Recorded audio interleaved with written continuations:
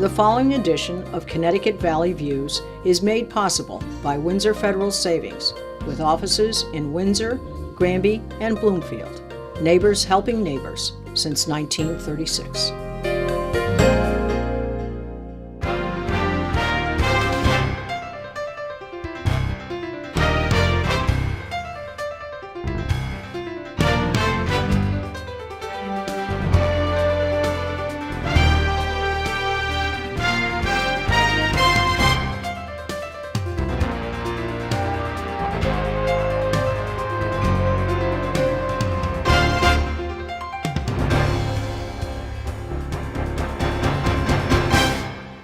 Hello, I'm Susan Regan, your host for Connecticut Valley Views, and today we are here in the Hartford offices of AARP, and I'm very pleased to introduce Nora Duncan. She is the Connecticut State Director for AARP, and Claudio Galtieri, AARP Connecticut Associate Director for the Advocacy. Thanks, Susan. Thank you for having me here. Thank you. I think we're going to have a very interesting conversation, hopefully very helpful to our viewers. Yes. Now let me just ask you, Nora, how long has the association been in Connecticut? Well, as an official state office, we've been in Connecticut for about 13 years with paid staff. Before that, there was always a volunteer presence for the history of AARP. And AARP is essentially, the membership is for those citizens who are 50 years and older. Is that correct? That's absolutely correct, 50 years and up. But if you were married to someone who was younger and you're older, 50, you could both be Yeah, members. if you're 50, your husband's 50 and you're 45, you get a spousal associate membership. So the benefits for the whole family, really, not for just the exact 50-plus member. Now, you've been with this group, this association here in Hartford for about 6 months. Yes. Is that correct? That's correct. And what were you doing prior to that? My experience has all been in the nonprofit sector and in the public affairs world. So I represented a lot of the state's nonprofits through the state's largest nonprofit trade association. I worked for Governor Rell in a legislative and policy position, and I ran a small nonprofit that advocated for the rights of those with intellectual and developmental disabilities. Claudio, how long have you been with AARP? I'm actually going on my 8th year with AARP, and previous to that I had the fortunate honor of working on the Blueback Square campaign. I was the field director for that initiative In West Hartford. In West Hartford, Connecticut. Some of you may know the restaurant and condo development. Very successful. In the heart of, yes, it was a lot of fun too to do that campaign. And prior to that, briefly on Capitol Hill. So In Washington? In Washington, D.C. with the Good Rules for you. Committee. I was there those midnight hours when 2003 and the Part D, Medicare Part D plan Yes. was going through. So Yeah, very exciting. it's always an interesting place. Very exciting. Now, let's talk about AARP's mission. Obviously, every, let's say, business association, organization has a mission. What is AARP's? Our mission is really a social one. You know, it is to help those age 50 plus live their real possibilities in life, to do advocacy, to encourage volunteerism, to really help people live the best lives they can. And we are a nonprofit, nonpartisan organization. We do advocate for policies, but we do not support candidates or parties. We are in each state with the state presidents, and we're at the national level with presidents, both presence on Capitol Hill and running our many programs and services out of our national office. So it's really it's an all-encompassing mission that just helps people live their best lives after age 50 and up. I think what's important to know about this organization, that it has many areas that I think they've diversified into as the aging population has seen need for. Is that correct? I mean, you're flexible in seeing things and... Yeah, we respond to the needs of our members on a pretty regular basis, and as demographics change, so do our responsibilities to our members. In one of the quintessential examples of that is really in our founding. Dr. Ethel Percy Andrus was a retired high school principal, and this was before Medicare existed. And she actually came up with the idea of starting AARP when she was trying to seek out an old friend of hers. They'd taught at the same school in California, And she ended up finding this friend literally living in a chicken coop. And to see someone who had basically their economic and health well-being completely shaken by the fact that they didn't have a safety net. There wasn't Medicare and Social Security, well, there was Social Security, but not Medicare at that point, gave her a cause to say that we need to get together and try to find some sort of a pool, a mechanism. Now, Let's when pool was together. that, Claudia? What It was over 50 years ago. 50 years ago. Slightly over 50 years ago. And she said, let's pool together retired teachers and let's go to an insurance company and let's get someone to give us insurance that's affordable. So that idea of serving the needs, there was an immediate need. See a need and fill it. She filled it. And we do that today. And like you said, the challenges may be changing. That Particularly spirit, with the boomer generation. You've got a Exactly. lot of people now. Do I understand correctly? You've got 600,000 in Connecticut? We have 37 million members nationwide, and just about 600,000 of them are here in Connecticut. And you mentioned boomers, and every day 10,000 people are turning 65. And interesting for me as a Gen Xer, you know, in 2 years, the first Right. Gen Xer turns 50. So we've got, you know, a population of people who are over age 50 that is growing rapidly, and I think we are all familiar with the baby boomers and what that can mean for both opportunity and challenges for our society. I think what you have is a good membership base in them because they often like to say, you know, the 60 is the new 40. And the baby boomers are a very aware group, generally speaking, well educated. Generally speaking, financially fairly well set, or at least have plans or have put some plans in place not to have to rely on their families so much. So the services that they offer, you're not wasting your time and energy to provide that to them because they'll take advantage of it. Yeah, and you know, unfortunately, the economy has put a lot more challenges on the boomers than I think they had ever really anticipated they would face. You know, the planning, all the good planning in the world didn't really anticipate what was going to happen with the economy. So we've got things that we can offer our members both in terms of fun and in terms of savings and in terms of advocacy. You know, another thing that our population, the age 50 plus in Connecticut, is 45% of any given voting block in the state of Connecticut is our that's members. an interesting, our members. yes. That's not even just age 50 plus. That's an AARP interesting members. profile. So not only are they more educated, they're more politically active, they Yes. have been, Yes. and they continue to be. Well, that's part of the awareness thing, I think. Yeah.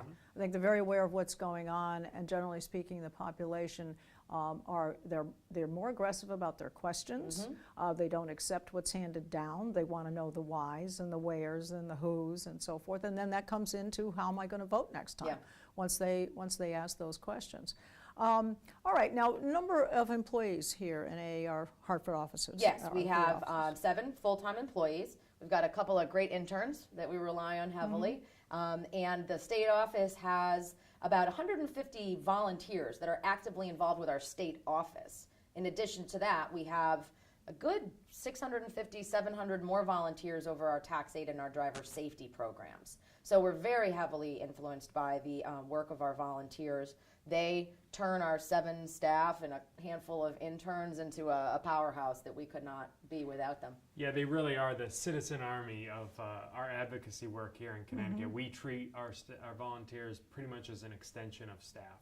They'll be the ones that go on Capitol Hill. They're there with me and my coworker up until 2, 3 in the morning sometimes, working a piece of legislation, talking to legislators, testify before public committees. That's a great experience for Yeah. them, though. That's Phenomenal, and like you said, especially some of our boomer volunteers, some of the new ones, they're born advocates. Yep. They know what the issues are, and they want to be informed and make sure that their policymakers know where they stand. And they want to be involved in what happens and what happens going forward because they know that no matter how much planning you do, as you said, Nora, just when you think you've made ends meet, somebody moves the ends. Yeah, well, And whether it's going to be yeah. for them or their children or Yep. their grandchildren, and they want to have a say-so in it. They're not And- willing and- to sit back and take what's handed over. I think a lot of them, you know, have really good personal stories to tell about being caregivers, about being, you know, a sandwich generation where they've still got kids at home and a parent living with them.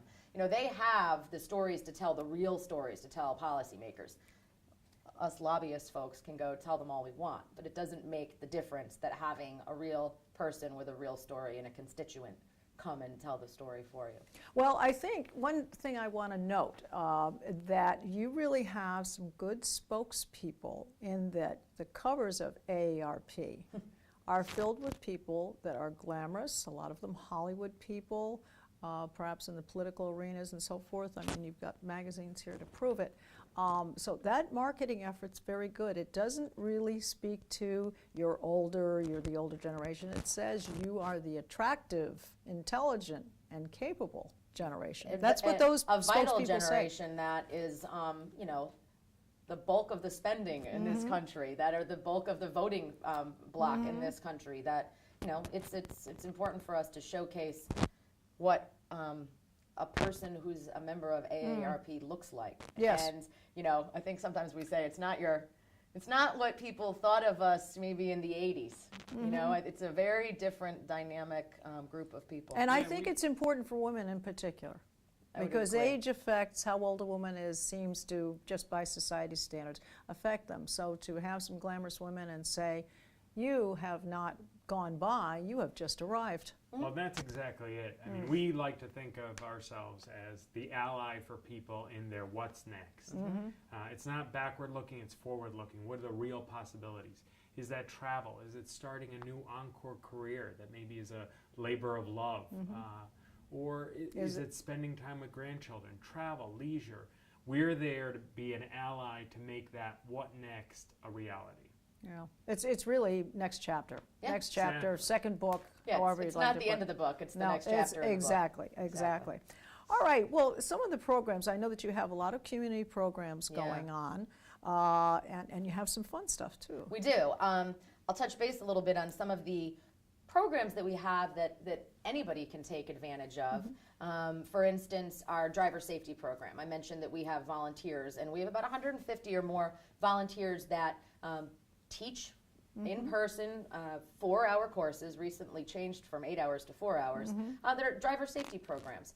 We have an online version of it as well, but these courses guarantee someone who takes it via Connecticut statute a minimum of a 5% discount on their auto insurance. Oh, that's great. So this is Great a benefit. very small output of time and a small output of money to get a discount that will pay out, you know, significantly over time. Some companies offer more than 5%. And it not only does it make you a better driver, it saves you money, and it makes our streets safer for everyone. That's ongoing. We've got offers happening all the time. It's a great program. And again, you can do it from the comfort of your own home, online, or in person. And then we have our tax aid program, which right now is incredibly timely. It is tax filing season. We have over 500 volunteers in Connecticut who, in last year's tax season, filed over 24,000 tax Good returns heavens. in Connecticut. And this was all free. All free, Free. no Great. cost. Great. So if you have, you know, the average Joe or Jane's tax filing, our volunteers can get that done. It's all electronic filing. In fact, one of our key volunteers was the first person sort of to take electronic filing to its, It's great. to be our way of doing things at AARP. I think last year we had 90 sites. We have close to that again this year. It's all available online, and again, it's free. And I think after a couple of the large for-profit organizations that we know of that file taxes, I think we're the third largest tax filing organization in the country. Well, what I see, this is kind of a really a dual help, because what it does is when you are a member of AARP, it gives you that sense of independence. You're able to look up things, participate in things, get things done like your taxes, and it also relieves the immediate family from worrying about how is mom, and do I need to ask her about the tax thing, do I need to help her with it? And that relieves the younger families who have very busy lives of worrying about some of these things. So really it's a dual effort. The immediate family's helped as well as the senior person who belongs absolutely. to AARP. And beyond those programs, there's also, let's not forget the fun. Fun. I mean, AARP just recently has launched an effort to do these movies for grown-ups, where we do movie screenings, free movie screenings before their actual release date, We'll rent out a whole movie theater. Oh, it's wonderful. Yeah, open it up to our members. You get to see the movie. These are screened movies so that our experts have. So they'd be in a identified- local theater Be in a somewhere. local theater. We did one at the end of last year in Enfield, Connecticut. Filled the house. About 300 people attended that event. Oh, that's tickets great. are available. We send them out and profile them on our website and through email. And the last one we did was the Billy Crystal movie, Mm-hmm. Parental Guidance. He and Bette Midler really hit it out of the park. Grandparents who go back and it's seeing two different ways of raising children, Right. how it was done in their Right. generation versus their kids' generation, and just a funny, wholesome movie. So that's great. And then I would imagine you're probably tied into the Bushnell and things that Yes, happen in town. we have a variety of local discounts. I think everyone knows AARP has our national discounts from dining to insurance and the list goes on. But we do some work locally so that our members can take advantage of offerings in theater and museums. We change those up on a decently regular basis. We're always interested in engaging new organizations. We have, for instance, right now, Sister Act at the Bushnell, right up the street from us here, at a significant discount. We have ongoing discounts at places like the Beardsley Zoo.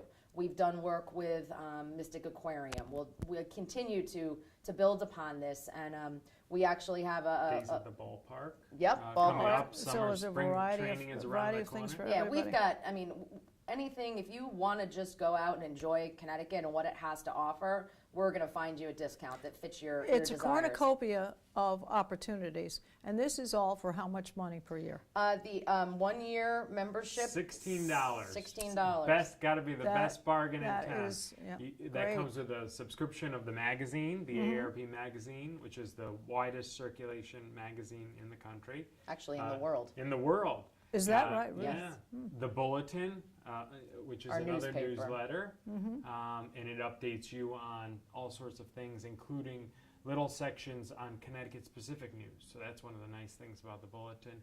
Access to information, community programs, and being part of really a leading social movement organization. So that would be, so if it was a husband and wife, it'd be $16 Yes. each, is that correct? Yes, there's All a right. spousal benefit.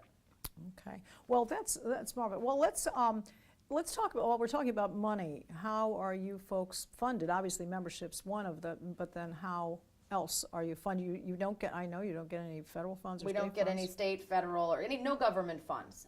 We're funded through our membership dollars. We're funded through private donations. People do make donations to the AARP Foundation. And we have royalties that we receive from the businesses that we do our offerings to our members through. And that all helps feed the nonprofit goals. And so those are our funding streams. Well, then it must say then that you use your money, time, and effort well, because to be able to run it basically on that and no state funding. No state or and no federal funding. Federal funding.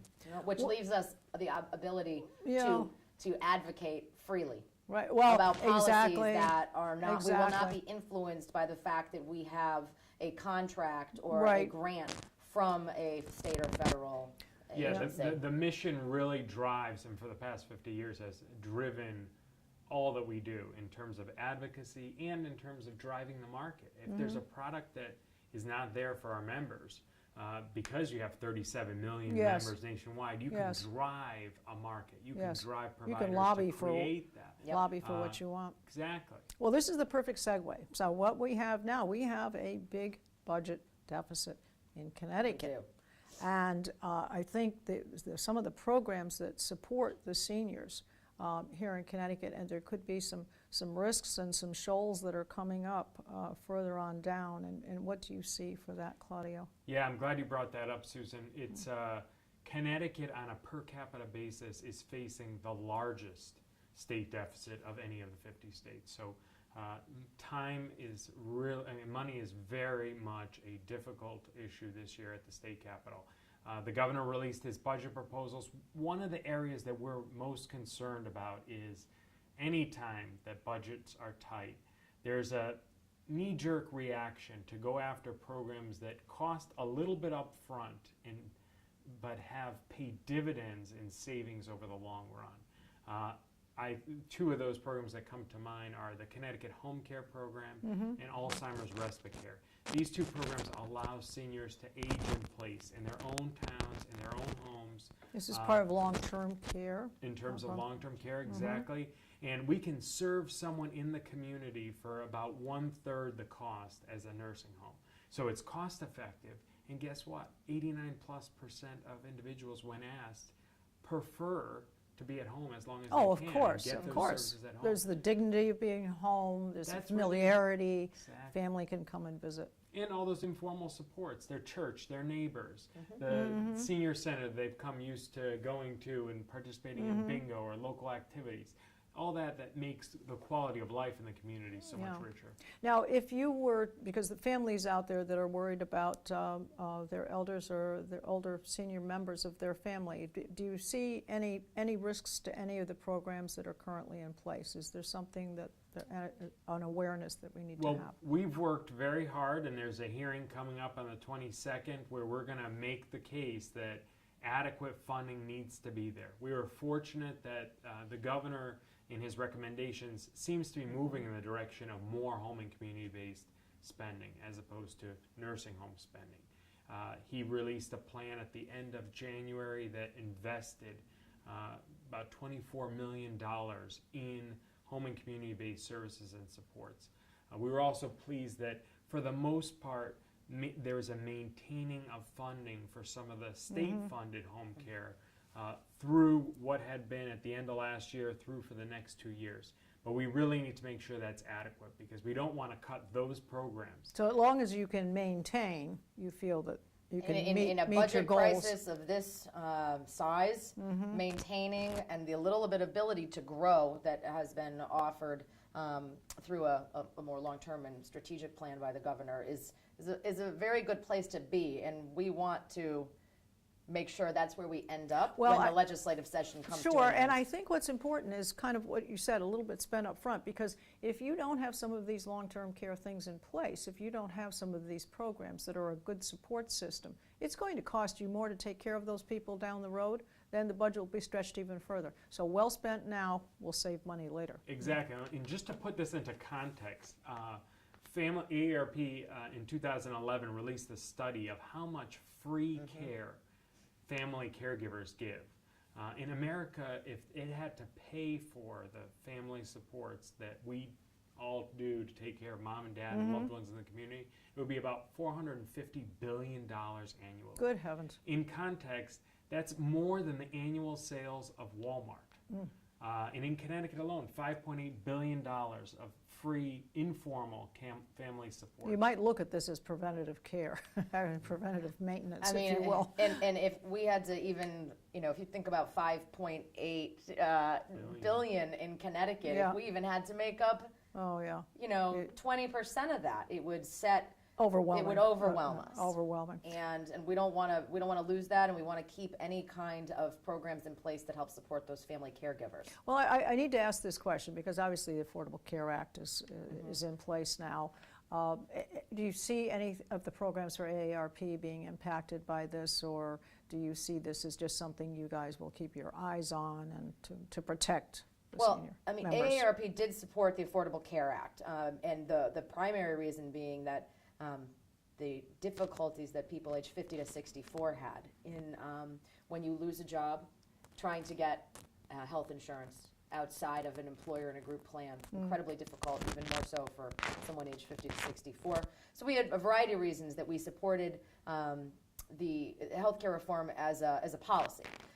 What we do here in Connecticut, and we'll continue to do, is we are farther ahead than a lot of our other states in terms of where we are in terms of healthcare exchange and implementing the Affordable Care Act.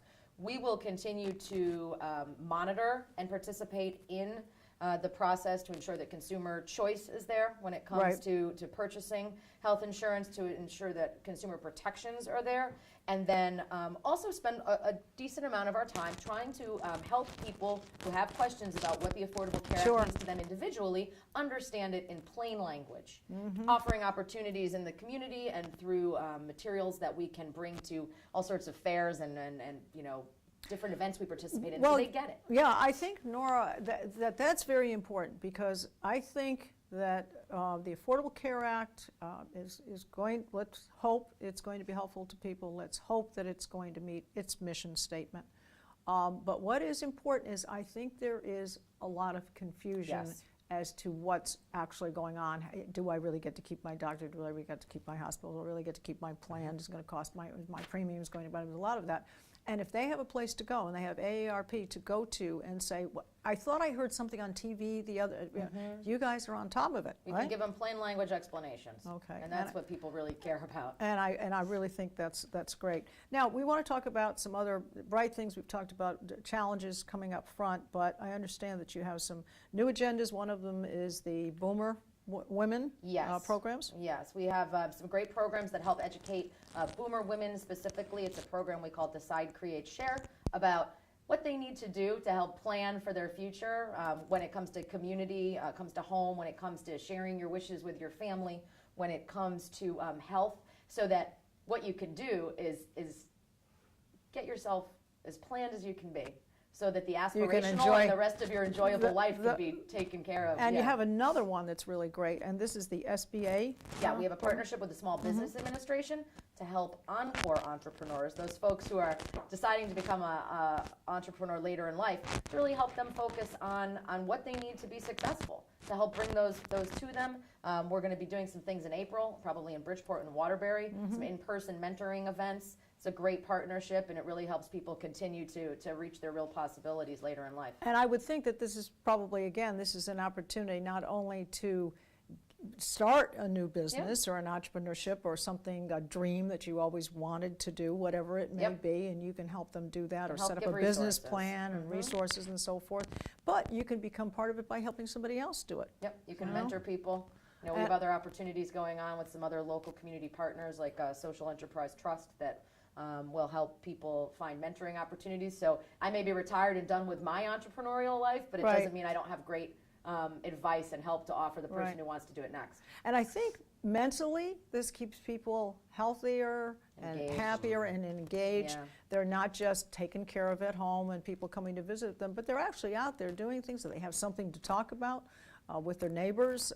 It's a wonderful thing, and I think the boomers are the right group to be doing these kinds of things with. They are. They are And very. it's not just the boomers, because Yeah. my It's everybody, grandfather yeah. is 86 years old, Yeah. and he'll still go into work. He and my dad started a family business, and boy, if my Keep dad him tells him, take a day off, stay Yes. home, we don't need you today. Yes. I'm coming in. I'll come in just for lunch then, but he wants to get out and he wants to be part of that and be active, and it's great. It keeps him young, Yeah. and more power to him. I hope I make it that long. I think that Bob Hope did that. It's kind of like you get to a Yep. point, if you're afraid, if you give it up, you're going to have to end it. So Yeah. I think that whole idea. Well, we do want to give the information, because you've got so many exciting programs. You've got a wonderful thing going. I do want to thank you very much for having Connecticut Valley Views come and visit you, because hopefully we provided some very good information to the viewers. So we're going to give the website, www.aarp.org /Connecticut, CT. Yep. And a 1-800 number I'm going to give. That is 1-866-295-7279. So I do want to thank you, Nora, Thank very you. much for having me. I Thank you, appreciate Susan. Claudio. And I would like to say to our viewers, if you can see all of our programs on our website at www.connecticutvalleyviews.com. This is Susan Regan. Thank you for joining me in bringing proof to the people.